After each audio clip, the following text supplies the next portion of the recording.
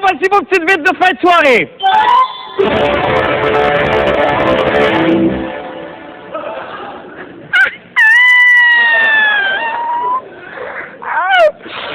Alors, dans l'actualité aujourd'hui, parlons de télévision. Avez-vous vu mon portrait dans le journal de Montréal le matin?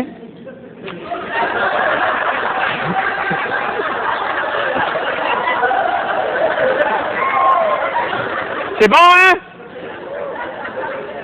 J'ai donc ben l'air heureux. Ça, c'est la photo qui accompagnait le texte annonçant mon retour à l'émission ce soir. Mais là, le problème, c'est que cette photo date de quelques mois, hein?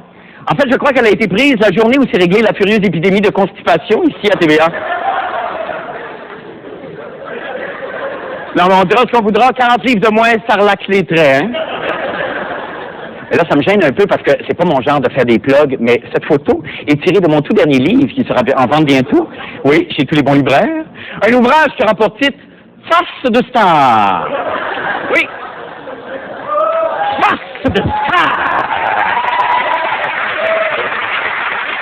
Un livre.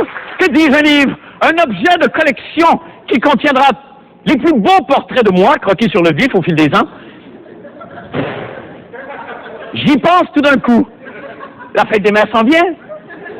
Voici un cadeau qui fera dire à toutes les mamans: c'est donc bien beau, ça valait la peine de me faire déchirer le périnée.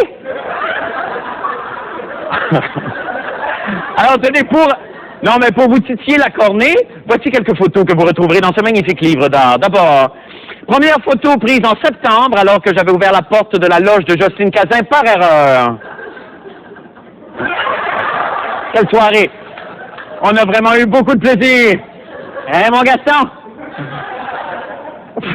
Deuxième photo prise l'année dernière lors de la première de la comédie musicale Les 10 Commandements. Pourrais-je être plus sexy? Oh, I don't think so. Et finalement, me voici à la cafétéria de TVA alors qu'on m'apprend que le thème de la journée est la folie des croquettes de poisson. Mettons que j'étais sous le choc de l'émotion. Et de l'émotion, il y en a à chaque page d'en face de Star, en vente partout. Ne me jugez pas. Le show finit la semaine prochaine et j'ai une hypothèque comme tout le monde, tu sais. Faut que je paye, hein, Gaston?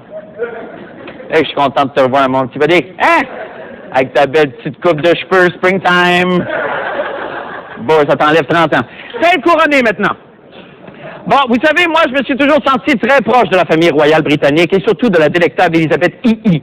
Alors, imaginez ma consternation quand j'ai appris que la cérémonie à laquelle elle participait avait été perturbée par quoi? Par des abeilles! Oui, alors qu'elle passait sa garde en revue, la reine aurait assis son auguste siège sur un nid d'abeilles. Maudite chanceuse!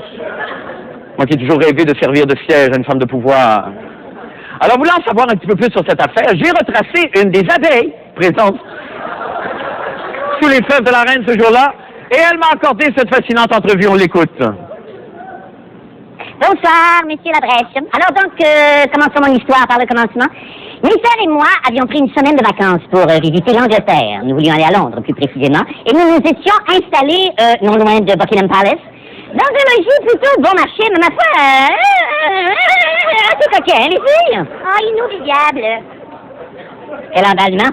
Alors, un matin, on est là, donc, tranquillos, on discutait, pour tout vous dire, on discutait du dernier film de M. Bernard Raymond, 20h17 rue Darling, avec M. Luc Picard, qui, si ces choses possibles, à 5 fois du bon Dieu, réussit encore à élargir sa palette d'acteurs. On peut dire que c'est notre De Niro à nous, hein, les filles? Moi, je dirais pas ça. Non. C'est correct. D'emballement en emballement. Alors, donc, on est là, on jase, et là, soudain, j'entends Gisèle, mon amie, qui me crie « Claudette! Attention! » Eh bien, monsieur Labrèche, j'ai à peine eu le temps de me retourner que, papa, je recevais le cul de la reine en face.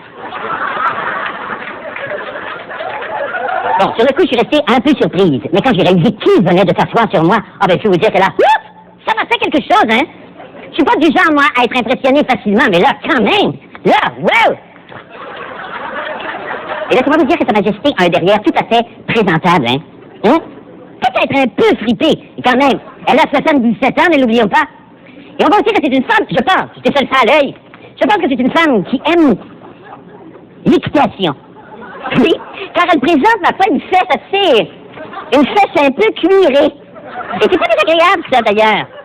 J'en étais d'ailleurs à me faire dans ces réflexions, quand tout à coup... Wow! Une odeur s'est répandue, monsieur Labrèche. De la charogne infectée. Ouh là là! Allez-y! Oh boy! Tu vas t'en sentir, Sa Majesté, hein? Non, je suis monarchiste et je ne la juge pas. Mais elle pourrait quand même slacker un petit peu sur les légumineuses,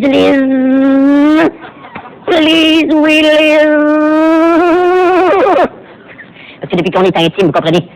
On se prénomme. En tout cas, je garde quand même de toute cette expérience un souvenir impérissable, monsieur Labrèche. Allez, bonsoir. Just play the queen! Ta gueule! Quelle histoire! Quelle histoire! C'est bien simple! Quelle histoire, c'est tellement... Ça m'inspire une face pour Face de Star, tome 2! C'est à travailler. C'est tout pour les petites vites. Allez chez Rivière, regardez les annonces et après, Vive la Traverse est avec nous, restez là.